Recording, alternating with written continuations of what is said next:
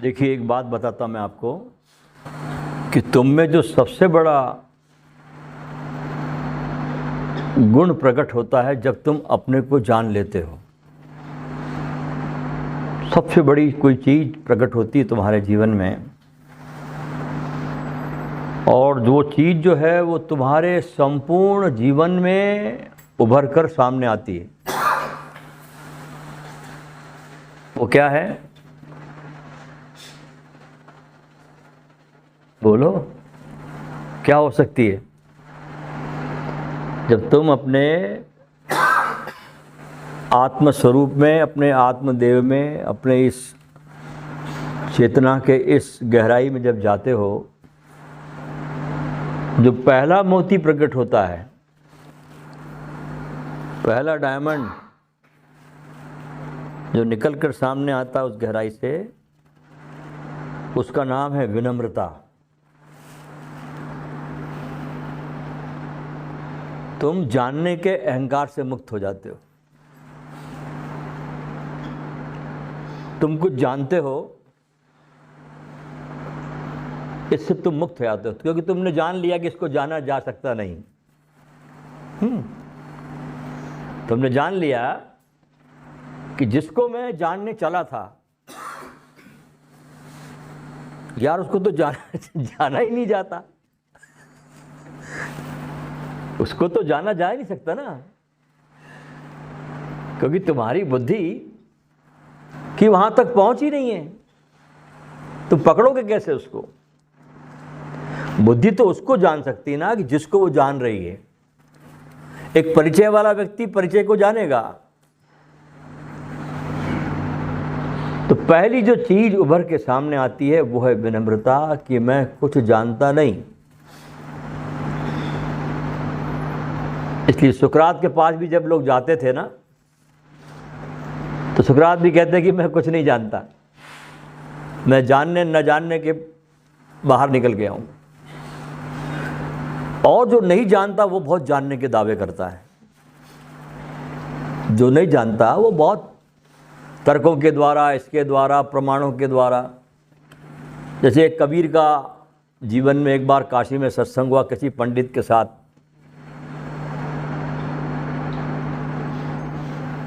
कुछ शास्त्रार्थ जैसी बात हुई, तो वो पंडित गधों पर रखकर शास्त्र लाया, किताबें खूब सारी।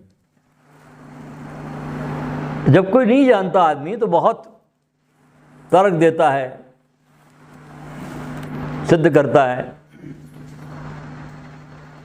लेकिन जानने वाला व्यक्ति जो वाकई में जानता है ना, वो एक ही चीज जानता है बस, और वो है उसका मुस्कुराना। बस वो मुस्कुराता है, वो प्रसन्न रहता है, वो जानने न जानने के कचरे में पड़ता नहीं। जिंदगी अभी और यही है, और वो मुस्कुराता है।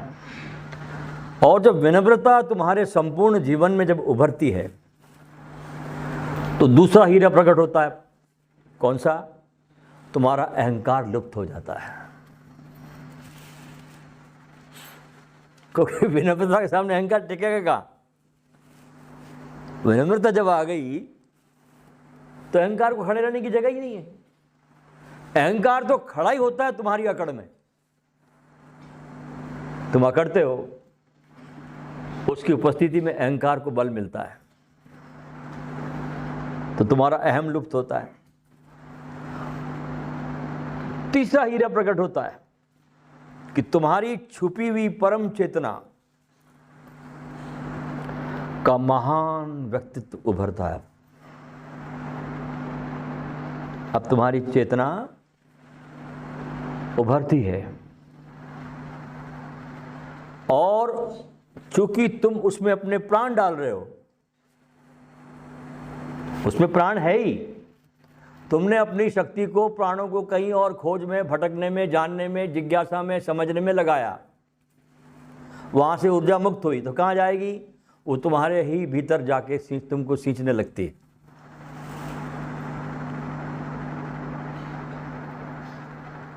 तुमको पोषण देने लगती है। तो उस समय तुम्हारी चेतना का महानतम रूप उभर कर तुम्हारे सामने प्रकट होता है, बाहर निकलता है। देखिए कैसे निकलता है, एक उदाहरण से समझें। अभी कुछ वर्षों पहले ट्विटर पर इन्फोसिस के जो मालिक हैं नारायण मूर्ति, उनकी पत्नी जिनका नाम है सुधा मूर्ति, एक उसका फोटो बड़ा वायरल हुआ था बीच में, शायद आप में से किसी ने देखा भी होगा। बहुत वायरल हुआ सुधा मूर्ति का फोटो, जिसमें वो सब्जियों के स्टॉल के साथ खड़ी है और बड़ी वायरल हुई फोटो ये सब्जी के स्टॉल के साथ में। बहुत लोगों ने इसमें हजारों कमेंट भी लिख दिए। लोगों को तो टाइम ही टाइम है ना कमेंट लिखने के लिए, लोग तो थोड़ा सी एक चीज यार कमेंट लिखे, ज्ञान बांटे अपना। हजारों कमेंट आए, लिख दिया कि ये सुधा मूर्ति का दिवाला निकल गया, ये सब्जियां बेच रही है स्टॉल लगा के। बाद में जांच पड़ताल हुई तो पता चला कि फोटो तो सुधा मूर्ति की है, इसमें कोई शक नहीं है। जो 2480 करोड़ की मालकिन है, आज इन्फोसिस वर्ल्ड की सबसे बड़ी कंपनी बनकर उभर कर सामने आई है। पूरे विश्व में इसके दफ्तर है इन्फोसिस के। इतनी करोड़ों की मालकिन है। जब उनसे पूछा गया इस तस्वीर के बारे में, इस वायरल फोटो के बारे में, तो उसका जवाब मिला कि वो हर वर्ष दक्षिण भारत में जो मंदिर है राघवेंद्र मठ, उसमें वो प्रति वर्ष 3 दिन के लिए आती है, चुपचाप, बिना किसी को परिचय दिए हुए, बिना किसी को खबर दिए हुए, और वहाँ पर उस राघवेंद्र मठ पर आकर वो फल, आश्रम के लिए सब्जी काटना, उसको व्यवस्थित करना, रसोई के काम में लगना, ये सब काम वो आकर वहाँ पर सुधा मूर्ति करती है और अपने हाथों से करती है। पूछा गया उनसे कि ऐसा आप क्यों करती हैं, कारण क्या करने का, क्यों करती है आप?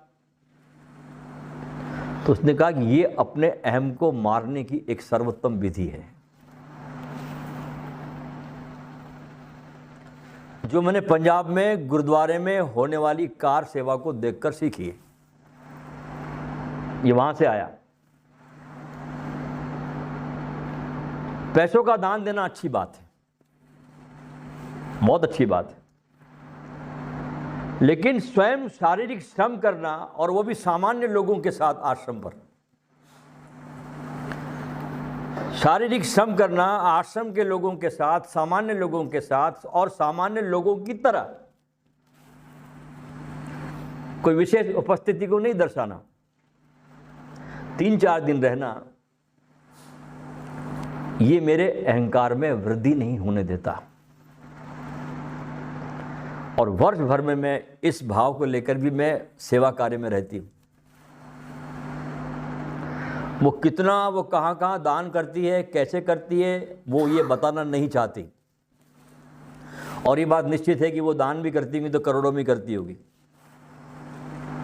लेकिन बताना उसने उचित नहीं समझा। इनके पति का उदाहरण लिया जाए, स्वयं नारायण मूर्ति का, काफ़ी एजेड हो गए ये, और अभी अभी हमारे भारत के रत्न नहीं, मैं तो उनको विश्व के रत्न कहूँगा, रतन टाटा। किसी ने पूछा फेसबुक पर कि इनको भारत रत्न की उपाधि दी जाए, मैंने लिखा कमेंट में कि भारत रत्न छोटा पड़ेगा, इनको विश्व रत्न की उपाधि दो। यह आदमी इस काबिल था, जो अपनी कमाई का 80% भाग इतनी उम्र होने के बाद भी मैरिन ड्राइव में दफ्तर में जाकर के वो काम करते थे, इस अवस्था में जाकर भी, जबकि उनको कुछ करने की ज़रूरत नहीं थी, और बहुत साधारण तरीके से एक बालक के साथ अपना बर्थडे मनाते थे, कोई नौटंकी नहीं। और 80% भाग समाज के लोगों के लिए, कल्याण के लिए यूज़ होता था। तो इनको विश्व रत्न की उपाधि देनी चाहिए। विश्व रत्न भी छोटा पड़ता है कभी कभी किसी के लिए। तो नारायण मूर्ति का एक उदाहरण आता है कि जब ये बहुत करीब 72 वर्ष के हो गए थे, तो एक कार्यक्रम में देखा गया कि रतन टाटा जो उस समय 85 वर्ष के थे, नारायण मूर्ति रतन टाटा के पैर छू रहे हैं। देखिए, बड़ा आदमी होता ना ऐसे नहीं बन जाता, वो गुण धारण करता है, तब अस्तित्व उसको उस स्थान पर रखता है। यहाँ हर आदमी पर ध्यान रखा जा रहा है, ध्यान रखना, तुम्हारे कर्म तुमको डिसाइड कर रहे हैं। यहाँ हर आदमी परमात्मा की निगाह में है,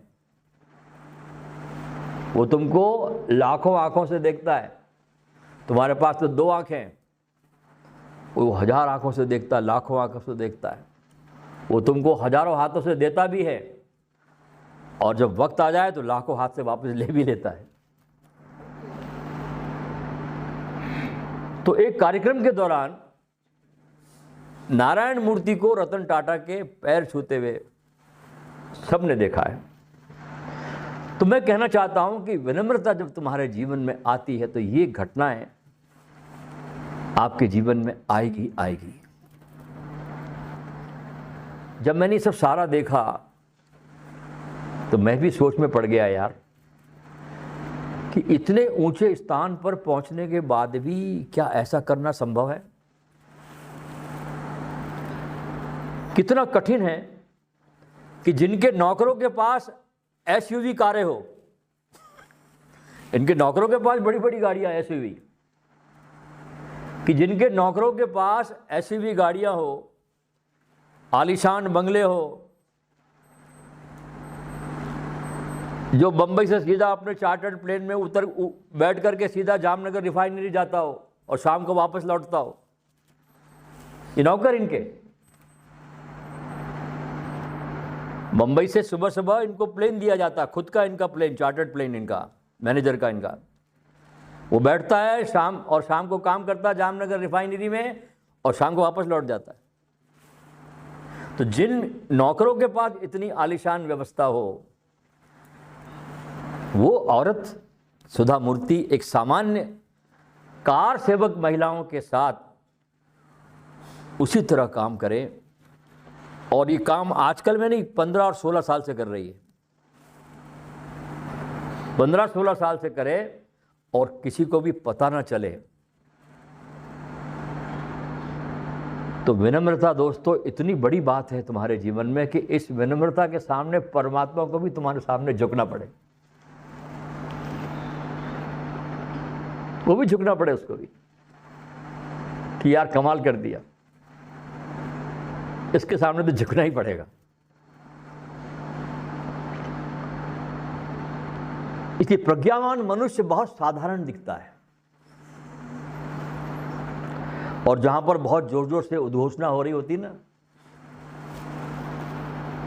जहां बहुत जोर जोर से उद्घोषणा होती है, बोल बाबा जी की जय, प्रेम की, प्रज्ञा की, वहां पर कुछ बात होती नहीं। तुम बहुत से लोग देखोगे दोस्तों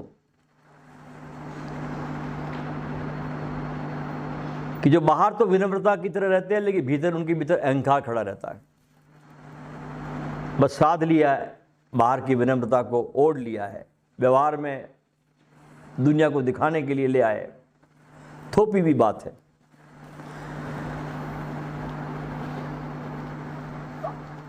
भीतर में किसी सोच के द्वारा वो नहीं आ रही,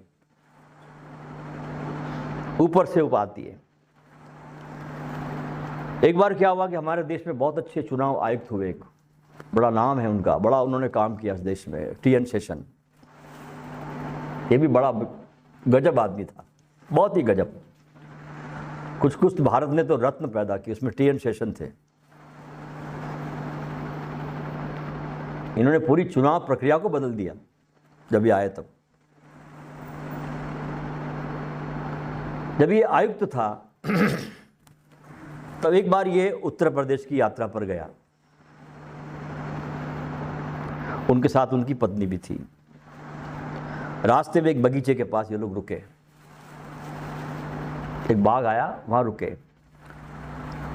बाघ के पेड़ पर, एक पेड़ पर एक बया पक्षी होता है जो बहुत अच्छा घोंसला बनाता है। उसके जैसा घोंसला कोई पक्षी नहीं बनाता, क्योंकि गर्लफ्रेंड को पटाता है वो। बया पक्षी जो होता है ना, वो गर्लफ्रेंड को पटाता है। वो पहले झूला बनाता है, उस झूले पे बैठता है, झूलता है, गर्लफ्रेंड को देखता है, देख तेरे लिए इतना अच्छा झूला बनाया मैंने। फिर बहुत अच्छा घोंसला बनाता है बया पक्षी। तो ये बाघ के पास रुके तो एक बया पक्षी के घोंसले उन्होंने उस झाड़ पे बहुत देखे। उनकी पत्नी जो थी उन्होंने कहा, जी ये बहुत अच्छे घोंसले दिखाई नहीं पड़ते, बहुत रेयर दिखते हैं ये, तो 2 घोंसले मुझे मंगवा दीजिए। पति से सिफारिश की पत्नी ने, मैं इनको घर पे ले जाकर घर की साज संवार के लिए, सज्जा के लिए मैं इसको टांगूंगी। अब साथ में इनके पुलिस चलती है, सिक्योरिटी चलती है, तो सेशन साहब ने, यह हो सकता पत्नी नहीं, बोला पुलिस वालों से कि जाओ ले आओ। पुलिस वाले वहीं पर, बेचारा कोई गाय चरा रहा था बच्चा आदमी, एक बालक से पेड़ पर चढ़ कर के घोंसला लाने के बदले 10 रुपये देने की बात कही पुलिस वाले ने कि तू ये लेके आ। उस चरवाहे को बोला कि तू लेके आ, मैं तुझे 10 रुपये दूंगा। लेकिन वो लड़का घोंसला तोड़कर लाने को तैयार नहीं हुआ। टीएन सेशन ने 10 रुपये की जगह 50 रुपये देने की बात कही कि 50 दे दो। फिर भी वो लड़का तैयार नहीं हुआ। उसने सेशन से कहा, उस गाय चराने वाले बच्चे ने, कि साहब जी घोंसले में चिड़िया के बच्चे हैं, शाम को जब चिड़िया भोजन लेकर आएगी तब अपने बच्चों को न देखकर बहुत दुखी होंगी, इसलिए आप जितना भी पैसा मुझे दे दे, मैं घोंसला नहीं तोड़ पाऊंगा।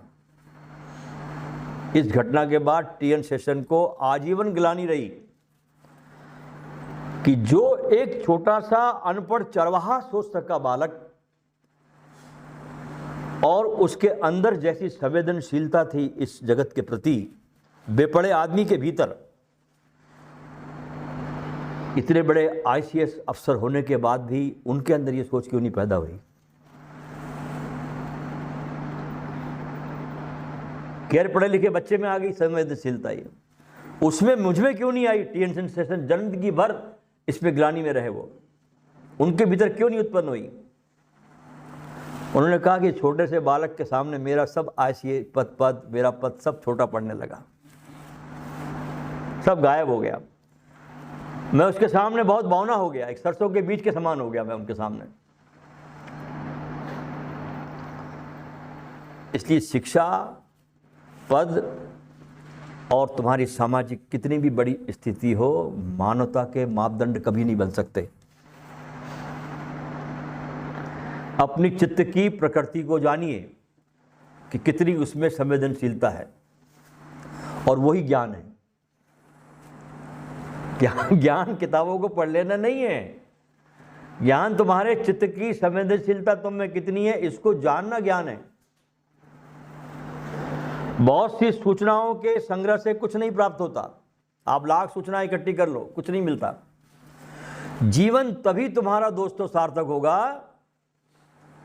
आनंददायक होता, जब तुम्हारे भीतर संवेदनशीलता हो और बुद्धिमत्ता हो। कृष्णमूर्ति, जिनके साथ मेरा एक शिविर में उठना बैठना हुआ, एक शिविर में उनका साथ रहा, इसके बारे में बोलते हुए कहते हैं, और बड़ा वचन सुंदर है उनका, कि विचारों को सावधानी से समझने पर ध्यान संभव है। तुम्हारे भीतर जो चलता ना कोलाहल, इसको सावधानी से समझो, जागरूक होकर इसको समझो, देखो, तब ध्यान संभव होता है। और वो कहते थे कि ध्यान की कोई भी परंपरा और कोई टेक्निक नहीं है। ये कृष्णमूर्ति के वचन बता रहा मैं आपको, ना उसकी परंपरा है।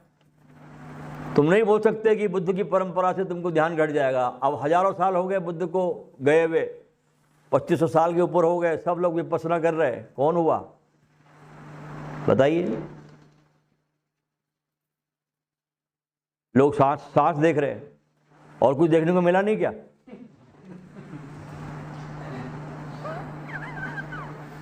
हाँ? अरे ये सांस तुम्हारी आराम से चल रही है यार, इतने शानदार लयबद्ध चल रही, संगीतपूर्ण चल रही, क्यों उपद्रव मोल ले रहे हो?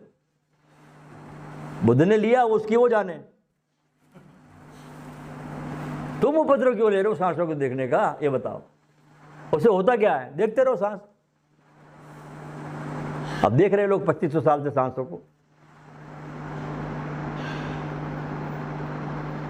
नकल नहीं चलती, अकल चलती है। अकल का थोड़ा उपयोग करो, बुद्धिहीन मत बनो। यहां जितने भी लोग हैं ना, उतने रास्ते, उतनी विधि है मेरे हिसाब से तो। इसलिए जो लोग कहते हैं ना कि ध्यान की 108 विधि है, वो बकवास करते हैं। बकवास, टोटल बकवास। जितने लोग हैं उतनी विधियां हैं। अब महावीर जिस ज्ञान, जिस विधि से उपलब्ध हुए, जिस पोजीशन उपलब्ध हुए, वो बड़ी हैरान करने वाली पोजीशन थी उनकी। जैसे सवेरे सवेरे आदमी टॉयलेट बैठता है जंगल जगह, इस आसन में उपलब्ध हुए वो। अब क्या बोलोगे तुम इसको? अब उनके पीछे चलने वाले सब लोग उसी आसन में बैठ रहे हैं, और एक को भी हुआ नहीं। ओशो के बाद भी लोग वैसे कपड़े पहनते हैं, वैसी टोपियां लगाते हैं, वैसी घड़ियां पहन रहे लोग। क्या होता? अकल? अकल नहीं है, बुद्धिहीनता है। उनको होना चाहिए किसी रामलीला में, और पूरे रामलीला के लिए बिल्कुल ठीक है वो लोग। अरे कुछ तो थोड़ी अपनी गरिमा का ध्यान रखो यार।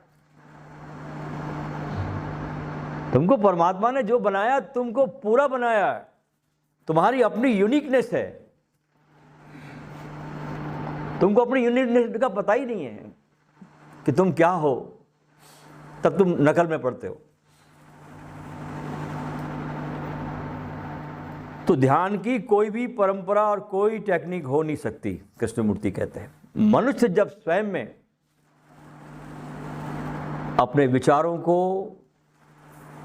बहुत सावधान दृष्टि से देखेगा, उस विचारों से बनते हुए आपके जीवन के बर्ताव को देखेगा, अपने अंदर और बाहर की हर घटना के प्रति वो आदमी सचेत होगा, तब वो ध्यान में होगा। क्या बात है, समझो यारो। कृष्णमूर्ति को समझने की कोशिश करो, बहुत प्योर बोलता है ये आदमी, 100% गोल्ड। शुगर कोटेड भाषा इसकी होती नहीं, कहानी किससे बोलता नहीं, कभी कहानी किसी को कृष्णमूर्ति ने नहीं बोले। उनकी कितनी किताबें मैंने पढ़ी है, कोई कहानी कोई किस्सा नहीं, सीधी डायरेक्ट बात है उनकी। लेकिन डायरेक्ट बात सुनने के लिए डायरेक्ट आदमी चाहिए, और तुम सब इनडायरेक्ट हो। तुम कौन हो? इनडायरेक्ट। कि हम सीधी सुनेंगे नहीं, हम सुनेंगे घूम फिर के, यहाँ घूमेंगे वहाँ घूमेंगे, उसके बाद शायद सुने तो नहीं तो नहीं सुने हम। और ये कृष्णमूर्ति कहते हैं ये अवस्था न किसी आसन से आती, न किसी ध्यान से आती, न किसी मंत्र जाप से आती, ये पूरी तरह से हर चीज से मुक्त है। भाई तुम्हारी आत्मा मुक्त है ना, तुम मुक्त हो, तुम मुक्त आकाश हो, तुम मुक्त पंछी हो। और विधि सीमित है, तो सीमित से तुम असीमित को जान कैसे सकते हो? सीमित से तुम असीमित को जान कैसे सकते हो बताइए आप? जाना नहीं जाता, सीमित सीमित को ही जानेगा, वो असीमित को नहीं जानता। कोई भी वक्तव्य आप देखते हो तो वक्तव्य वक्तव्य को जानता है, वक्तव्य अव्यक्त को कभी नहीं जानेगा। और तुम कौन हो? अव्यक्त, जिसको कहा नहीं जा सकता, देखा नहीं जा सकता, जिसमें सिर्फ हुआ जा सकता है, बिना किसी परिभाषा के, बिना किसी लाग लपेट के, बिना किसी कामना के। हुआ भी जा सकता है, ये बोलना भी बेकार है। हो ही, उतनी भी दूरी नहीं है, वहां तुम हो ही। एक क्षण को ये बात तुम्हारी समझ में आ जाए जो मैं बार बार बोल रहा हूं, तुम अभी के अभी इसी क्षण में तुम अपने बुद्धत्व को पा सकते हो, जरा भी देर नहीं है। और जब भी कोई जागा, चाहे वो महाकाश्यप हो, बुद्ध के पास जागा हो, या कोई रूमी जागा हो शम्स तबरेज के पास, या कोई भाई लहना जागा हो नानक के पास, सदा ऐसा जागा है उसी समय, देर न करते हुए।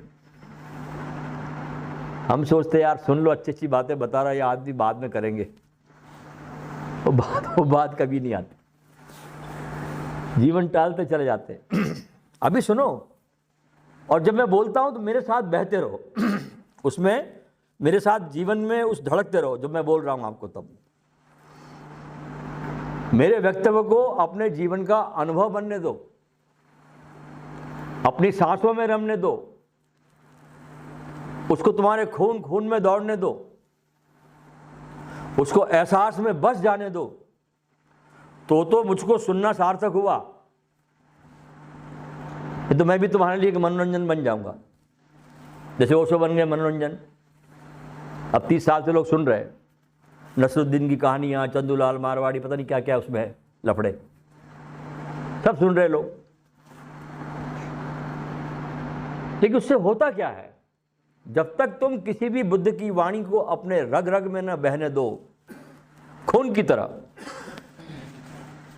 तब तक शब्द काम नहीं पड़ते। तो कृष्णमूर्ति कहते हैं कि ध्यान सिर्फ तुम्हारी सहज अवस्था में ही संभव है, किसी भी प्रकार की आयोजन से नहीं। यही बात अष्टावक्र जनक से कहता है। पढ़ो उठा के अष्टावक्र गीता को। अष्टावक्र कहता है जनक से कि जनक तेरा एक ही, तेरे से गलती हो रही है, क्या कि तू ध्यान के भी आयोजन करता है।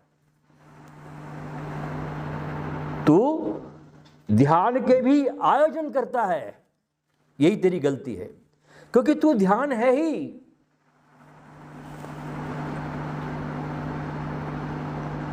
उस आयोजन में तू अपने को भूल गया, इतना उलझ गया उस आयोजन में कि तेरे को अपनी सुध नहीं रही। तो मुक्त हो जा, तू अभी और यही मुक्त है जनक। इसलिए अष्टावक्र गीता के सामने कृष्ण की गीता भी फेल पड़ जाती। कृष्ण ने तो बहुत उलझाया, घुमाया खूब, सांख्य योग की बात की, कर्म योग की बात की, संन्यास योग की बात की, सब तरह की बात कृष्ण ने की। कृष्ण की अपनी बेचारे की मजबूरी थी, सामने वाला जो बैठा था एकमात्र अर्जुन, और तो कोई समझदार था नहीं, उसके लिए मजबूरी थी। तो ये किसी प्रकार के आयोजन से नहीं होता। ये कैसे होगा? जब मैं, कोई भी, चाहे मैं हूं, चाहे किसी को भी आप सुनते हो, जिस पे भी आपकी श्रद्धा है, और जिस पे भी श्रद्धा रखो तो टोटल रखो। पहली बात, जरूरी नहीं कि मेरे को सुन के आप हो सकते हो, आप कहीं भी हो सकते हो। और मैं कभी किसी को बांधता नहीं, मेरा अपना स्वभाव है, मैं किसी पे कभी कोई बंधन लाता नहीं, मैं रोकता नहीं, बांधता नहीं। जिसको जो सुनना हो वो सुनिए, लेकिन जिसको भी सुनो वो परम श्रद्धा से, परम भरोसे के साथ, परम विश्वास के साथ सुनिए। और उस सुनते सुनते ही आपके भीतर बात बनेगी तो बनेगी, किसी आयोजन से नहीं बनती। ये बात स्पष्ट अपने चिंतन में, अपने मन में क्लियर कर लो, और देर मत करो, भटको मत, समय खराब मत करो। ऐसे चले जा रहा समय तुम्हारा, ये क्लियर कर लो। और जब मैं बोल रहा हूं वो अपने से टैली कर लो, अपने से अनुभव करके उसको बस पक्का कर लो कि हाँ बिल्कुल ठीक कह रहा है, कि स्वयं के अतिरिक्त कोई मार्ग नहीं।